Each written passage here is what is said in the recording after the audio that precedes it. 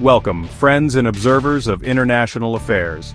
Today we are looking at a big story unfolding in Southeast Asia.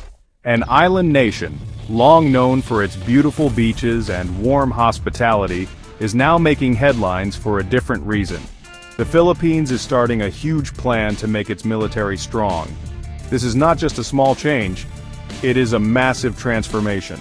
The country is planning to spend a very large amount of money, about $35 billion, over the next 10 years.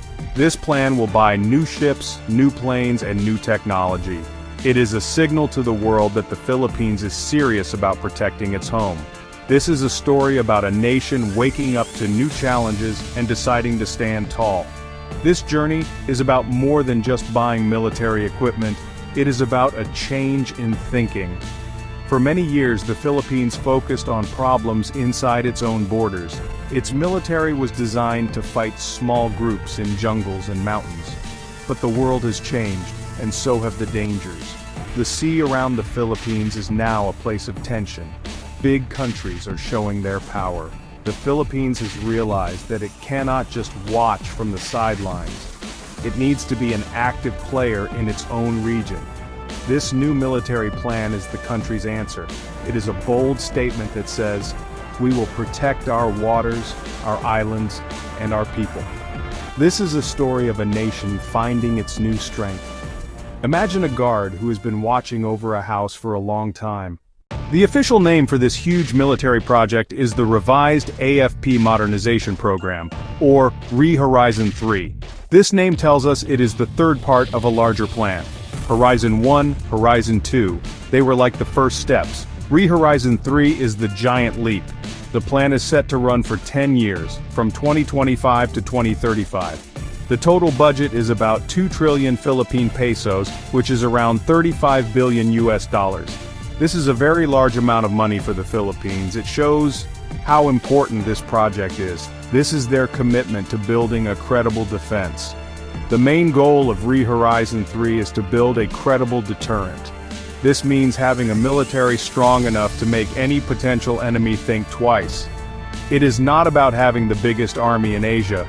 Instead, it is about having a smart, modern, and capable force that can effectively protect the country's territory, including all 7,641 islands.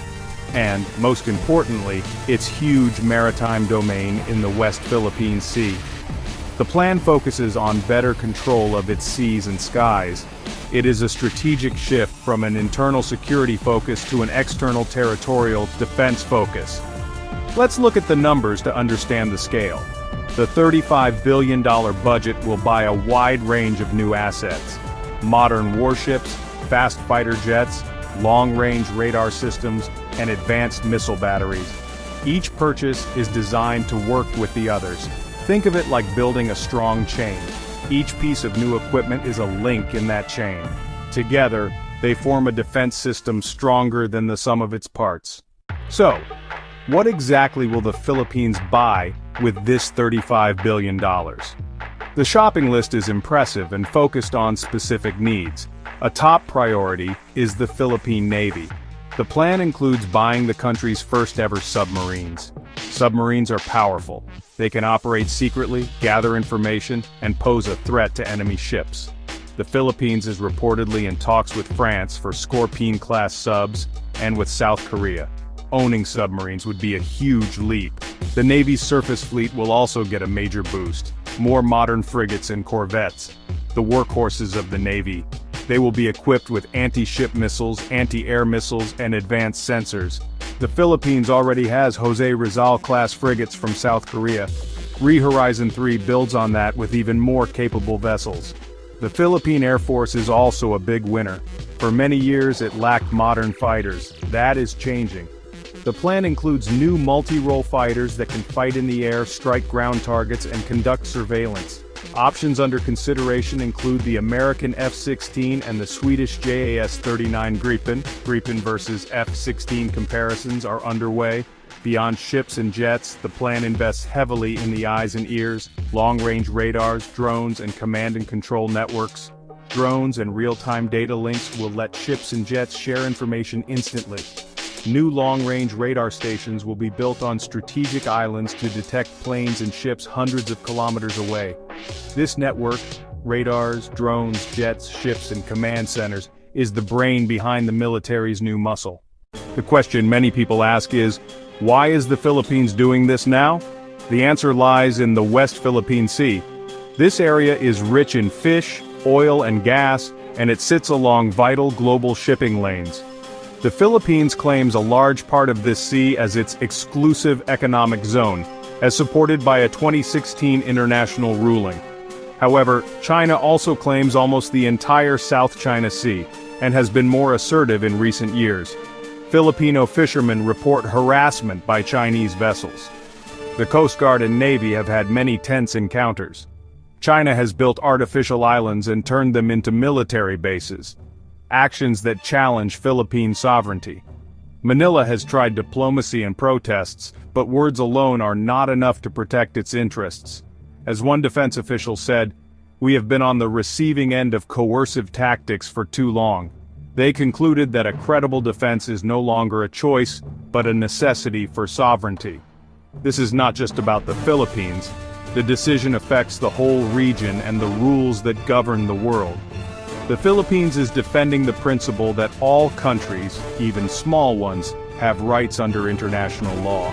A stronger Philippines can contribute to regional stability and balance power in Southeast Asia. Strategists say the modernization is one of the most significant strategic developments in Southeast Asia this decade. It fundamentally alters the strategic calculus in the South China Sea. The Philippines is no longer a passive observer. Simply buying new hardware is not enough. Horizon 3 focuses on people. It funds better training, better education, and better living conditions for the soldiers, sailors, and airmen of the AFP. Many programs are conducted with partner nations, the United States, Australia, and Japan. The plan encourages partnerships between foreign defense companies and local Filipino firms to build local capability and jobs. If the Philippines can make ammunition, repair its ships, and build patrol boats locally, it will become more self-reliant. The plan emphasizes jointness. The Army, Navy, and Air Force must all operate together as one team. A radar station detecting a threat must instantly share data with ships, jets, and ground units, requiring new command centers and secure communications. The plan also invests in military medicine, better housing for families, and disaster response capabilities. A holistic approach, training, industry, logistics, and community support, is key to success. This creates not just a fighting force, but a national institution that provides pride and security for all Filipinos. Next, how this modernization shifts the balance of power in the region. We'll examine strategic effects, regional reactions, and the role of allies. The Philippines' $35 billion plan is being called a game changer by security experts across Asia. For years, the power balance in the South China Sea has been heavily tilted toward much larger navies. A stronger Philippines introduces a new factor. By acquiring anti-ship missiles, submarines, and modern fighters, the Philippines is developing quills that make aggression costly. This asymmetric deterrence forces other countries to be more cautious and shifts regional calculations. The Philippines is not acting alone. The United States remains the main ally, offering training, technology, and access to systems like the F-16. Japan has supplied patrol vessels and radar tech, Australia provides training, South Korea supplies frigates, while France and Sweden are being considered for submarines and fighters. Diversifying suppliers reduces dependency and gives Manila strategic flexibility, but success is not guaranteed. The biggest challenge is funding. $35 billion is huge for a developing economy. Corruption, procurement delays, or political shifts could derail the program. Transparency and oversight are essential. Absorbing complex new platforms requires massive investments in training, logistics, technicians, and engineers. This is a decade-long project. Results will take time. Building credible defense is a marathon, not a sprint. Sustaining public support and political will is a major test of national resolve. The Philippines is forging a new shield: submarines, jets, radars, the physical form of a nation's will to stand strong.